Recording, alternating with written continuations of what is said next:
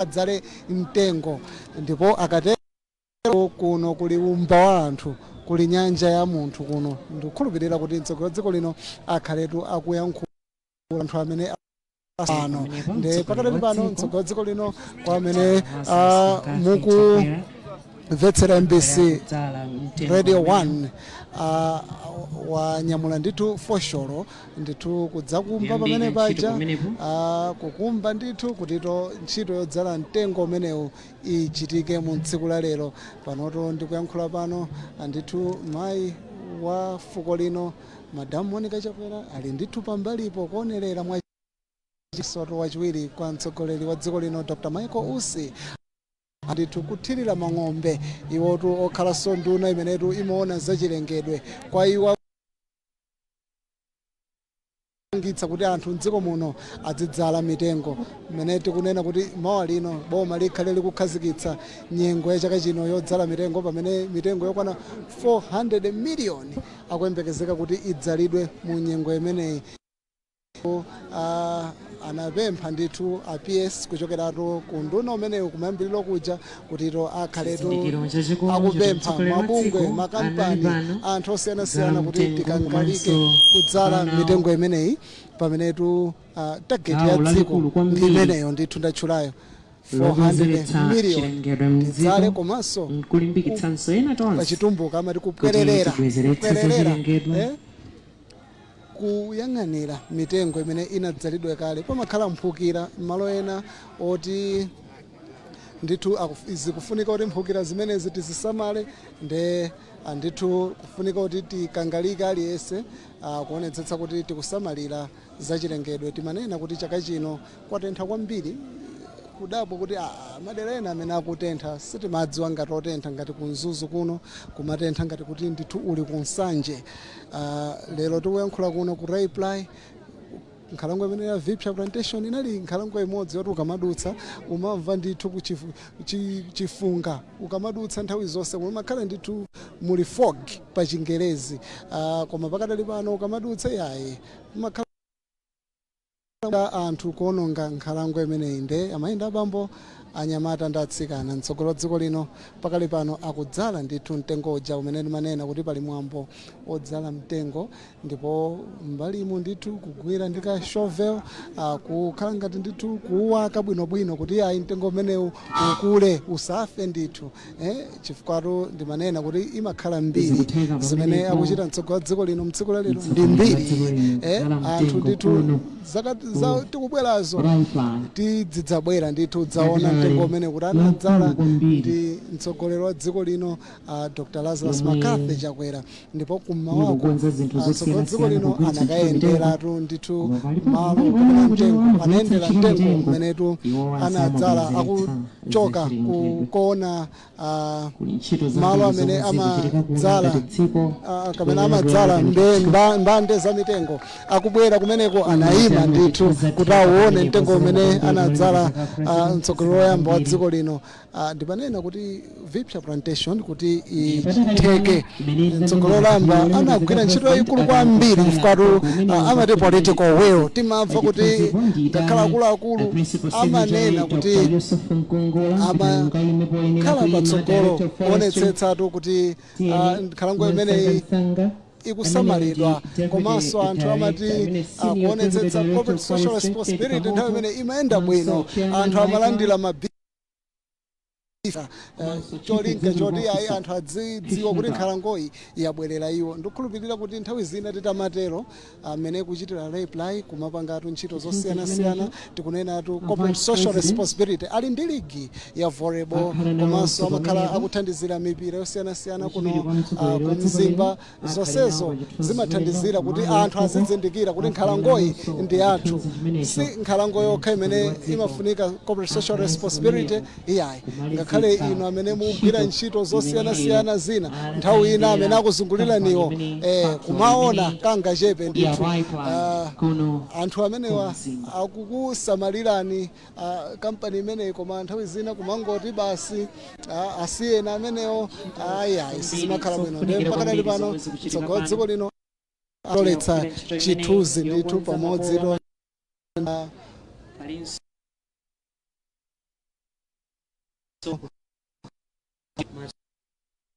dziko lino komanso tikuonako APS kuchokeratu ku nduna za chilengedwe, tikuonanso akuluakulu a kampani imene ya Reply komanso CEO wa kampani imene ya Krishna Dash alipompo ndithu kutoletsa nawo chithunzi ndi mtsogoleri wa dziko lino. It's a moment of history, it's a moment of happiness kumadziwa kukabwera mtsogoleri wa dziko. Nyengo ngati nthawi zina imakhala yosowa, amanena kuti kubwera kwa mtsogoleri wa dziko lino kuthandizire kampani kuti ayike pa mapu. President ito amakhala brand yayikulu ndithu kubwera kwa iwo kumakhala kuti mmene tikuwulutsa choncho maiko makampani kupanga mabodi akuluakulu ngati awa. Ife tikufuna zomwezo timagula pano tadziwa tidzigula kwawo zile kwapanga market ngani akhaletu akhula ndithu kwa anthu amene asonkhana pa chipata cha malo amenewa a Reply. Timanena kuti kwafika anthu osiyanasiyana a chipani cha MC kufuna kuti ayankhule amuone mtsogoleri wa dziko lino pamenetu akhale akuyankhula ku anthu osiyanasiyana amenetu afika kuno Reply malotu amene ndi tudziwa tikamala njira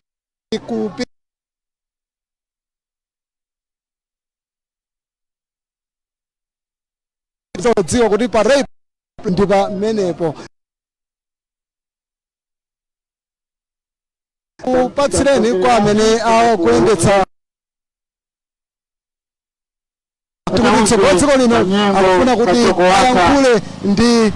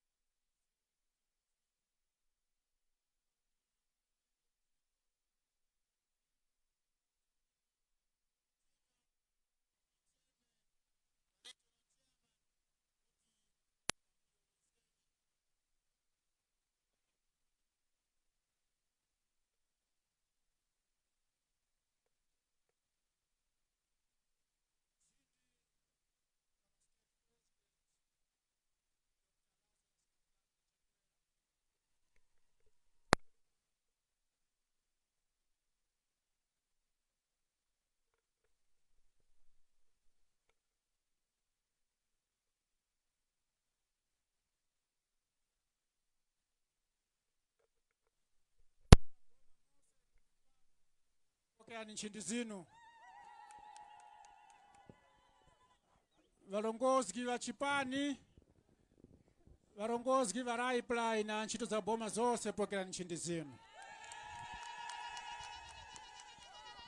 A president tikukhumba timuongeni chomene chifukwa chakwiza kuno kumpoto na kuzakayendera ntchito za boma za kupambana.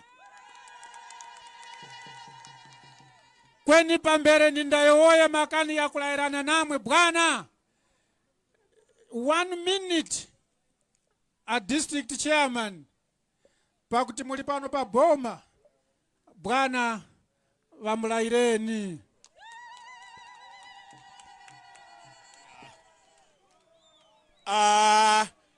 Atendi pulikizane pachoko pano paza state president. Kwene kuti timanye kuti piza state president. Kwacha! Mauko mtanya!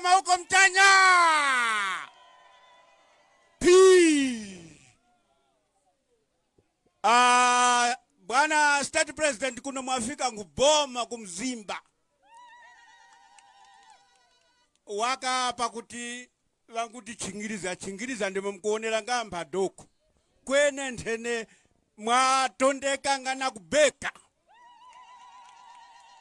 chirato nchakuti ise tikumtemwani kuno kumpoto kweneso mzimba bwana talembeska ise mavoti akanginu muzimba mkumumanya kale kwene pazi ntchito za boma muzikengedera apo daziri nyake munozge kuti muzakati chezgerenge kwacha pakuti vanguti nikupe 1 minute kwene uko mkuruti mumaye kuti kumzimba njala nayo iri kuku yewe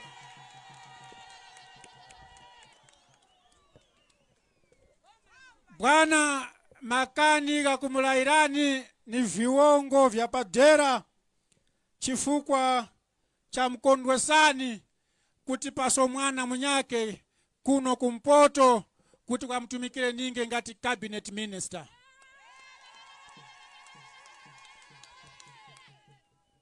Karani wakumasuka bwana, karani wakufasa uko muli gomezgani mphanda zinu izi mwaika kuno zichimbirenge ndipo tigwerenge nawo ntchito.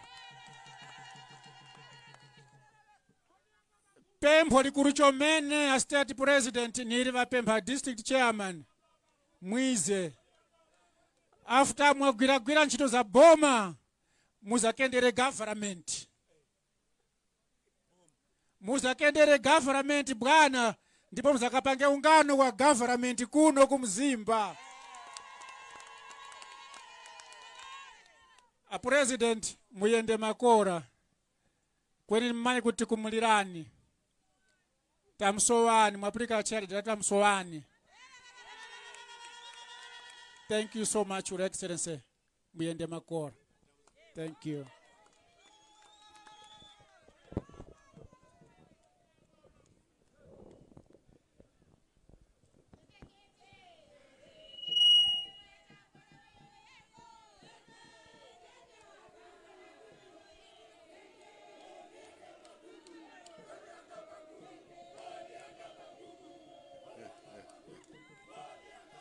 Yewa mama, yewa chomene.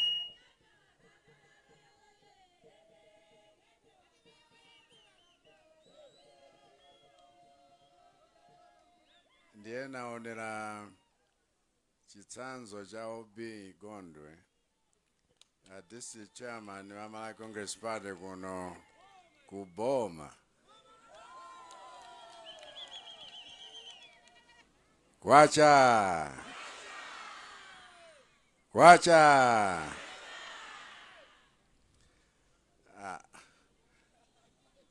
Valala, Vice President Michael Biswick Usi, Nchindi zikumwenerelani, valala Reply, na wonse imwe mfumira kulikulu la Malawi Congress Party region district koma chindi kwa mfumu watu chifukwa inkosi lipompano ndaonaso adisi ngakhale akunkhata ndaona akuluakulu aboma pano sinimadziwa kuti kungobwera udzaona factory inunso mabwera ndakondwera kuti mulipo mpano nonse monire mose.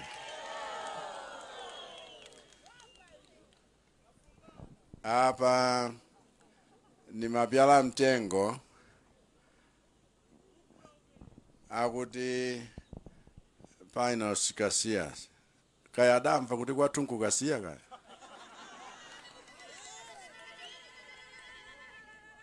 koma nadabwa ni dzinali kuli mitengo yosiyana kuno ndipo ndithokoze wa Reply chifukwa mwayi wakuti ndikhoza kuyima pano a vice president adanipempha kuti koma inu msamangodutsani njira mkaone pamene paja. Ndipo ndadzionera kuti mafactory ngati awa ngofunika ku Malawi kuno chifukwa sikuti akungolemba anthu ntchito kapena kumangothandiza masukulu m'midzimu ndi ntchito zina zothandizira abale wathu kuno, koma uthandiza dziko la Malawi koposa chifukwa zina zimene akupanga pano tayamba kale kutumiza maiko wena zinthu zakuti sizimatheka kumbuyo kwayi. Kotero kuti tithokoze tikamanena masomphenya a 2063 chifukwa chakuti takhala vanthu amene tikuonjezera phindu kuzimene tili nazo kale kuno kwathu. Lifeline ni chitsanzo chabwino chimene chikutionetsa zinthu za mtundu umeneyo. Ndipo ndaona magawo osiyanasiyana anthuwa babweretsa makina amakono wochitira zinthu, komanso akuonetsetsa kuti akadula mitengo abzalenso. Ndipo kwathu kuno ngati boma lupindulako ndi misonkho ya makampani amene akugwira ntchito limodzi la makampani ameneyo ndi Lifeline. Ndipo tifuna kuthokoza mavuto paliponse salephera, andiuza sanafune kuti azilankhula mosiyanasiyana, koma mongopempha kuti zimene zachitika kalezi akhoza kuonjezera ngati zinthu zina tikhoza kugwirizana nawo manja nkuchitira limodzi. Alembe antchito ambirinso, abweretse mashini ena osiyanasiyana, malo ake alipo kale. Ndipo ndili nchikhulupiriro kuti mogwirizana ndi boma, chifukwa boma lufuna kulimbikitsa ntchito ya mafactory ngati amenewa, kuti kulikonse ku Malawi kuno zinthu tidzipangire tokha, ndalama tidzipezere tokha, ndipo tikamatumiza katundu kunja ndiye kuti dziko litukuka nkukhala lodzidalira. Kotero kuti ndifuna ndikuthokozeni inu wa Lifeline, ndithokozenso anduna amene amakhudziko kwenekwene ndi nkhani ngati zimenezi, amenenso ndi a vice president wathu, komanso nonse amene mwalimbika mtima kuti tigwirana manja dziko lino titukulira limodzi. Ndiye aobi ananena kuti angakhale muchoka koma tukuno kuli njala. Mapulani aja amene takhazikitsa nkuyikitsa bwinobwino kuti kulikonse vanthu athandizike. Ifenso kaya tikugwira ntchito kuboma kaya kwa DC kumene tionetsetse kuti zimenezi uchitika mwachilungamo, anthu athandizike moyenerera. Kotero kuti chimanga chambiri chija tinatsitsa pakazomba yapa nchakuti chithandize konse kuno kumzimba ndi madera wena. Ndipo ndithokoze wonse amene akugwira ntchito mokhulupirika pomadziwa kuti nkhani yotere mavuto akagwa safuna kuti apezerepo mwayi wowo woti ndiyezi wayendere azawazivutikabe.